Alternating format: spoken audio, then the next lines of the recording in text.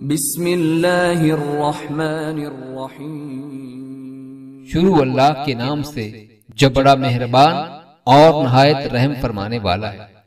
नबी करीम सल्लल्लाहु अलैहि वसल्लम ने इरशाद फरमाया, इल्म की आशात करना, नेक औलाद छोड़ जाना, मस्जिद या मुसाफिर खाना बनाना, कुरान मजीद विरसा में छोड़ जाना, नहर जारी करना और जीते जी तंदुरुस्ती की हालत में अपने माल में से खैरात करना, ये सब बातें ऐसी हैं जिनका सवाब मरने के बाद भी मुसलमानों को मिलता रहता है। नबी करीम सल्लल्लाहु अलैहि वसल्लम ने इरशाद फरमाया, 7 चीजें ऐसी हैं जिनका सवाब मरने के बाद भी जारी रहता है। 1 इल्म सिखाना, दूसरा नहर जारी करना, तीसरा कुआं खोदना, चौथा दरख्त लगाना, 5वां मस्जिद बनाना, छठा कुरान मजीद विरसा में छोड़ जाना और 7वां नेक औलाद छोड़ जाना।